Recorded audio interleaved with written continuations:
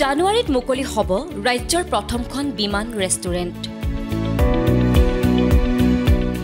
অচিৰেই পৰিব wings of হাজৰিকাক লৈ উৎকণ্ঠাৰ উৰ। বিমান ৰেষ্টুৰেণ্টে ৰাজ্যৰ পৰ্যটন উদ্যোগক দিব নতুন মাত্ৰা। আজিৰ পৰা প্ৰায় 1.5-2 বছৰ পূৰ্বে এখন পুৰণি বিমানে সমগ্ৰ দেশবাসীৰ দৃষ্টি আকৰ্ষণ কৰিছিল।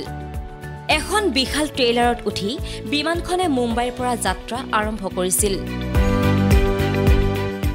বিশাল আকাৰৰ বিমানখনৰ বাবে পথ মুকলি কৰোঁতে আৰক্ষীয়ে যথেষ্ট আহুকালৰ সন্মুখীন হৈছিল।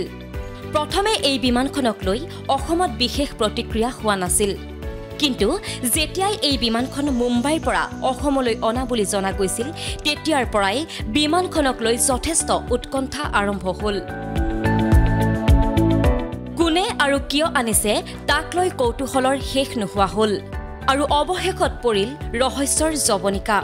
শিৱসাগৰৰ যুৱ ব্যৱসায়ী হৰিপ্ৰসন্ন হাজৰিকাই এই বিমানখন ক্ৰয় কৰিছিল এখন ৰেষ্টুৰেণ্ট খোলাৰ মানসেৰে। কোটি টকা ব্যয়েৰে মুম্বাই বিমানবন্দৰৰ পৰা বিশাল ট্ৰেইলাৰে কঢ়িয়াই অনা বিমানখন বহু ঘাত প্ৰতিঘাতৰ মাজেৰে আহি উপস্থিত হৈছিলহি শিৱসাগৰত। মুম্বাইৰ পৰা ওলাইছিলোঁ। মুম্বাইৰ পৰা ৰাতি ঠিক 2:30মান বজাত যেতিয়া উলিয়াই পঠাইছিলোঁ, মধ্যপ্ৰদেশ হৈ, উত্তৰ প্ৰদেশ হৈ, বিহাৰ হৈ, ৱেষ্ট বেংগল হৈ অসম পালেহি। আৰু তেনেকৈ আহোঁতে বহুত ৰাইজে বহুত জেগাত লতিঘটিও হ'ল। ক'ৰবাত কেতিয়াবা থানা ভাঙিলে, সেই থানা ভঙাৰ কাৰণে কেতিয়াবা ইয়াত যিবিলাক ট্ৰেইলাৰ ড্ৰাইভাৰ হেণ্ডিমেনক চব লক আপ কৰি দিছিলে। আকৌ আমাৰ শিৱসাগৰৰ SP sir Subhajyoti Bora sir, তেখেতকো অশেষ ধন্যবাদ। তেখেতে সেইবিলাক কথা চথা পাতি মেলি আমি যেনেকে মানে খৰচা পাতি দিব লাগে থানা ভঙাৰ কাৰণে, এইবিলাক খৰচা পাতি দি আৰু লাহেকে এখন ওলাই মেলি লৈ আহিছোঁ। আৰু বহুত ক'ৰবাত ব্ৰিজত লাগি ধৰিছে, বিহাৰতো ব্ৰিজত লাগি ধৰিছে, মতিহাৰী জিলাত লাগি ধৰিছে, দিনটো কি আছে লাগি ধৰিছে। মানুহে ডিষ্টাৰ্ব কৰিছে, হুলস্থুল হৈছে যে ইমান ডাঙৰ এখন জাহাজ ক'ত পৰিলে, চবেই সুধিছে এখন কাহা এক্সিডেণ্ট হোৱা, কাহা গিৰাই। কিন্তু কেনেকৈ এই চিন্তা আহিল তেওঁৰ মনলৈ, শুনক হৰিপ্ৰসন্ন হাজৰিকাৰ মুখেৰেই।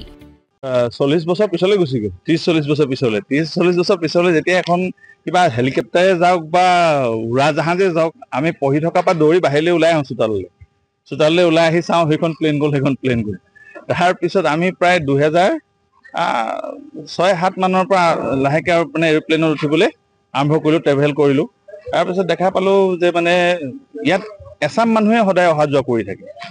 আৰু মোৰো বিশেষ ঘনাই বাহিৰলৈ অহা যোৱা হৈ থাকে। বাহিৰলৈ মানে সেই দিল্লী, বম্বে আৰু চাউথ কেতিয়াবা গৈ থকা হয়। তেতিয়া সেই এছামকে দেখা পাওঁ। তো সেইকাৰণে কেতিয়াবা ভাবিছিলোঁ যে এনেকুৱা এখনত যদি অসমলৈ লৈ যোৱা হয় বা কেনেবাকৈ পোৱা হয় তেতিয়াহ'লে খুব ভাল হ'ব।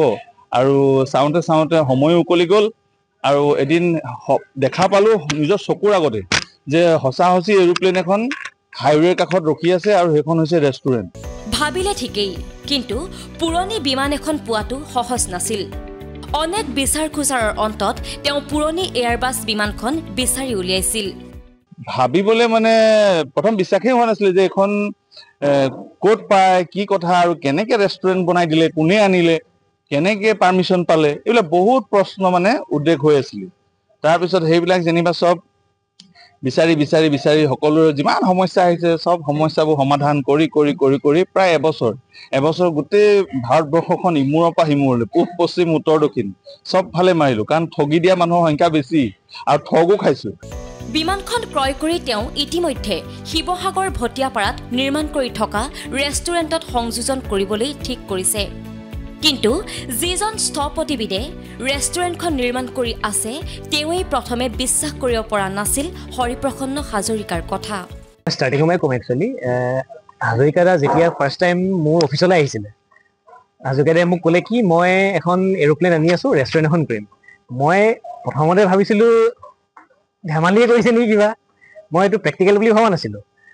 মই দুটামান কুৱেশ্যন সুধিলোঁ, তেতিয়া মোক দাদাই ফটো দেখালে যে মই মানে অলৰেডি এইটো পাৰ্চেছ কৰিলোঁ।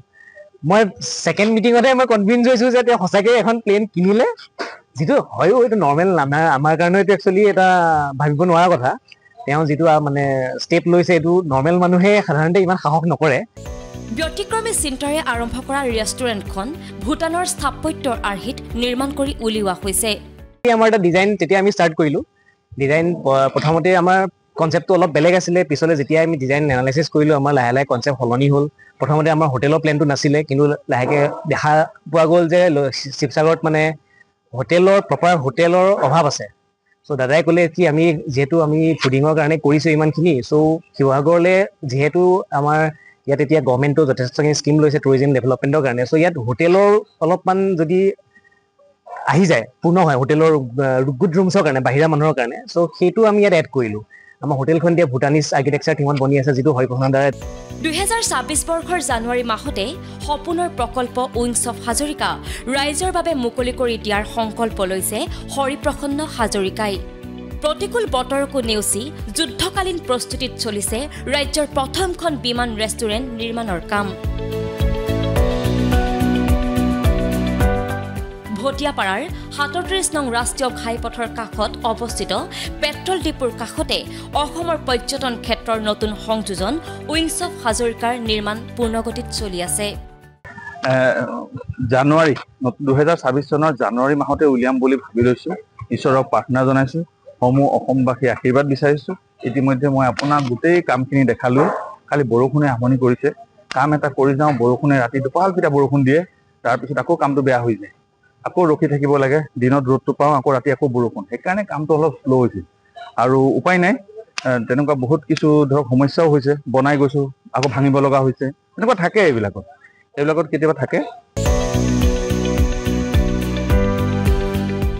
আশা কৰা হৈছে উইংছ অফ হাজৰিকাই অসমৰ পৰ্যটন ক্ষেত্ৰখনক এক নতুন মাত্ৰা প্ৰদান কৰিব।